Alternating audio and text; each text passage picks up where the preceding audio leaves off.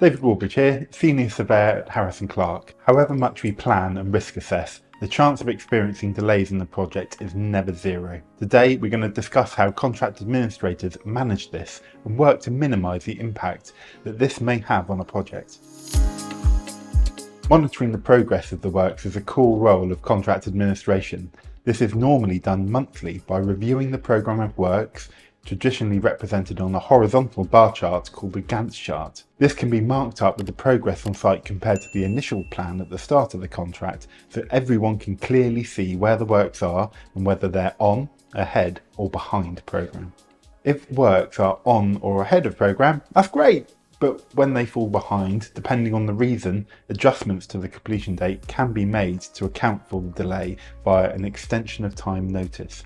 Extension of time notices, or EOTs for short, is the contract mechanism to change the end date of the works, and under most contracts can be granted for only specific reasons called relevant events. Relevant events in broad terms are changes or occurrences that affect the works outside of the contractor's control, such as delays due to statutory authorities failing to undertake their works in a timely manner, or actions by the employer or related parties, either by act or omission, that cause a delay to the contractor. Instructions for additional works, or exceptionally adverse weather that couldn't be reasonably predicted. The contractor cannot claim for delays due to their own actions or inactions on the project. Whatever the reason, it must be valid under the terms of the contract, and contract administrators must be aware of and familiar with these, ensuring that they and their clients are complying with their duties and highlighting any potential additional costs that may occur. Contracts will also state when these applications to extend the contract by the contractor need to be made.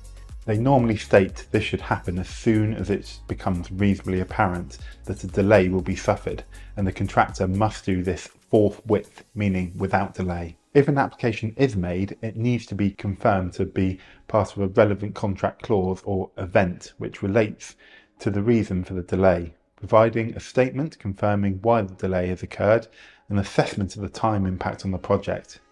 The impact of the delay may come later if further analysis is needed. Once this notice has been issued, the employer must respond within the timeframes set out in the contract. If they agree that a relevant event has occurred and a delay has been caused to the works that will cause it to be completed after the contract completion date, they must issue a suitable extension of time notice. If they assess that the claim event does not meet the definitions of a relevant event in the contract, and or the delay does not affect what's termed the critical path of the works, they need to confirm this in writing to the contractor. For example, if a contractor cannot gain access to the site at the start of a job due to overrunning ground decontamination, this will meaningfully delay the completion of the works. Or, if one of the service providers failed to provide new connections for a significant time, this can cause a delay that will push the works back past the completion date. However, if a contractor tried to claim a delay due to their own mistake, or of an event that doesn't prevent the remaining works from being completed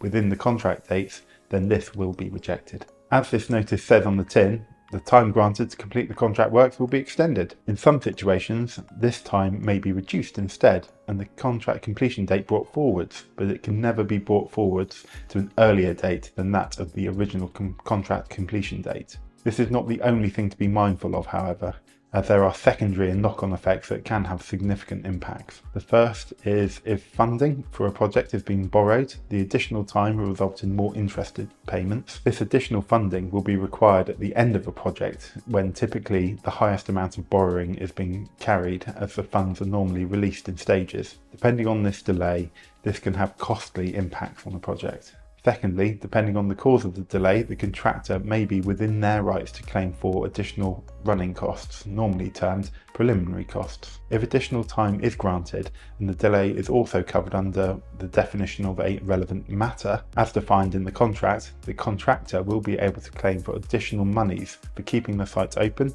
operational and staffed for the extra period of time. On larger projects, this can add up quickly. Delays and changes to all projects happen on a regular basis, but developing an open and trusting project team is the first and most important step in making sure that any delay is kept to a minimum. Regular contact and communication between everyone involved in a project, acting in an open and honest way as we work together to identify issues at the earliest opportunity, so mitigation effects can be put in place. A skilled contract administrator will work to foster this type of relationship and encourage all participants to highlight issues as soon as possible, even when they believe it will be received negatively, as potential issues that aren't highlighted can't be solved, and raising them as early as possible can allow others to take action and manage the potential impact, or start working together to solve the problem as quickly as possible. If you have any questions or would like to know how Harrison Clarke could assist you, please feel free to contact our friendly team here at Harrison Clarke on 02381 550051, and we would be delighted to assist you in providing further professional advice or assistance.